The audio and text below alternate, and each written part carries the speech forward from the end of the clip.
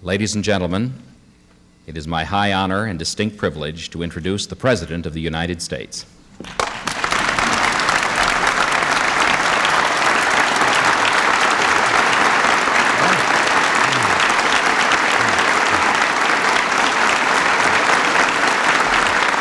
Thank you very much.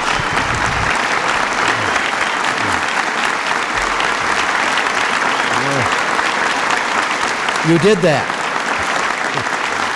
Thank you.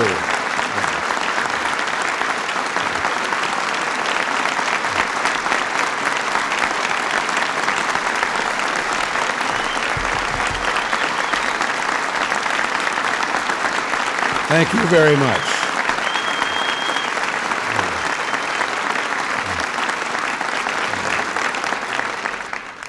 Thank you very much.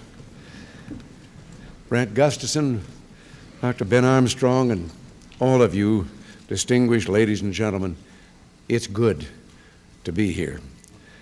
I've been coming to this annual convention since 1982, and it's always been one of the high spots of the year. This year, with the inaugural and the State of the Union and our arms control preparations and our work on reforming the tax system, I had to discipline myself and say no to a few things that I enjoy, but I didn't like or learn to like my decision. So the other day I reversed myself.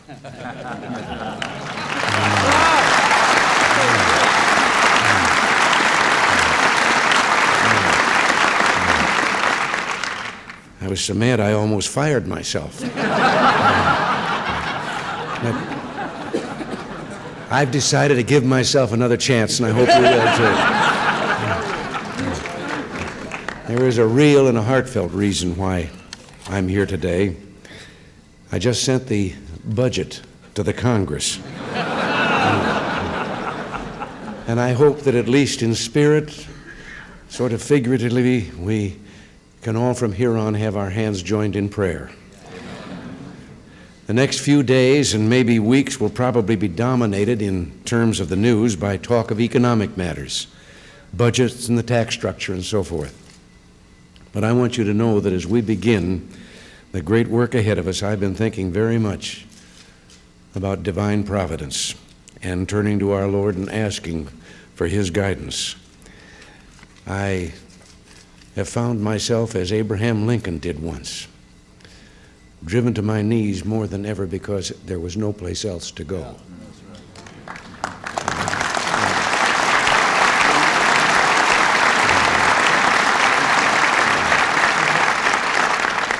But I'm also aware as never before that what the polls show is true.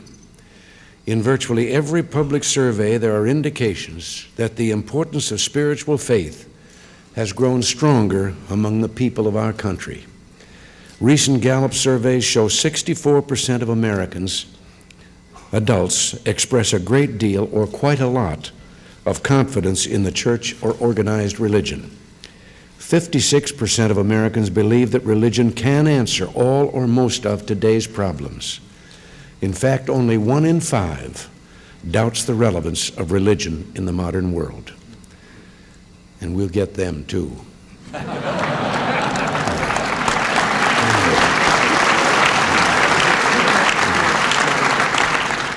As a resident of 1600 Pennsylvania Avenue, I may have a special vantage point from which to judge these things. In December, when I looked north from the White House, I would see the huge menorah celebrating the Passover season in Lafayette Park. And when I looked south from the Truman balcony, I could see the pageant of peace and the crèche symbolizing the birth of Christ. Showing the symbols of our beliefs in this way in what is for many of us the holiest time of the year is good. Good for all of us, for Christians and Jews and any others who wish to share the joy of our holidays. The other day I was at the National Prayer Breakfast here in Washington, and I spoke, as so many others did, of the central place of faith in our lives and how belief in something bigger than ourselves is probably a necessary precondition to peace. And I mentioned that after 4 years in this job, I know as never before that we are all God's children, that the clerk, the king, and yes, the communist were made in his image.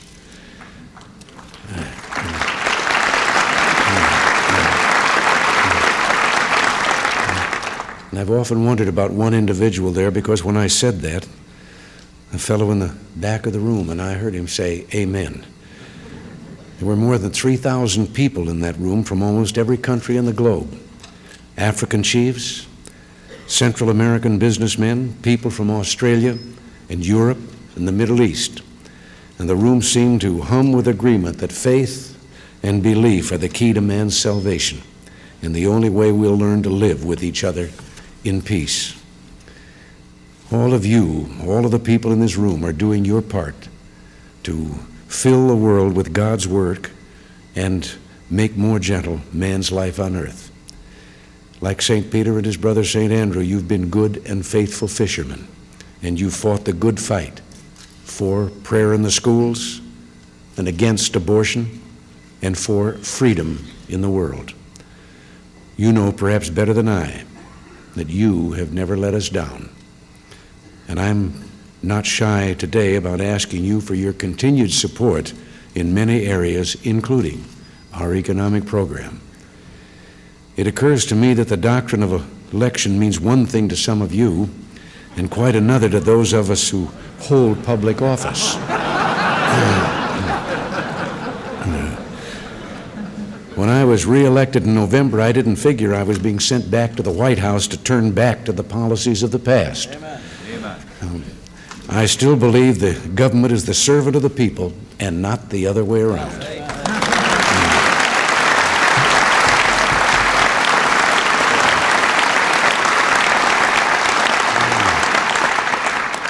We're trying to get government spending down, to hold down the huge cost of government, to keep it from taking the money you deserve to keep for your family and your future and for God's work. We mean to ensure greater possibility for the production of wealth by lowering tax rates through tax reform. We mean to maintain a strong defense, because only with a strong defense can we preserve the peace we cherish. And I found myself wanting to remind you of what Jesus said in Luke 14:31. Or what king, when he sets out to make another king or meet another king in battle, will not first sit down and take counsel whether he is strong enough with 10,000 men to encounter the one coming against him with 20,000? Or else, while the other is still far away, sends a delegation and asks the terms of peace. I don't think the Lord that blessed this country as no other country has ever been blessed intends for us to have to someday negotiate because of our weakness.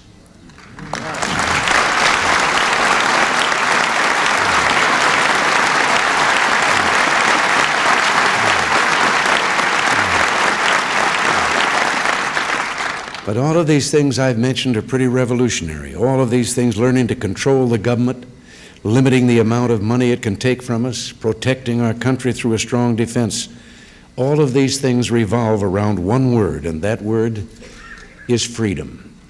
And as Jefferson said, the Lord who gave us life, the God who gave us life, gave us liberty also. That's what we stand for here and everywhere, and that's what I need for your continued help in preserving and promoting, and every voice counts. These are crucial days ahead of us in terms of the budget and taxes and keeping our commitment to rebuild our defenses. I need all of you as never before, and we need him as never before, and we mustn't doubt at all that he will give us help and support and encouragement and guidance. You've given me these things time and again, and for all of this, I am truly thankful. And I thank all of you now for your wonderful warmth. I bask in this and will all the way back to the White House. God bless you all.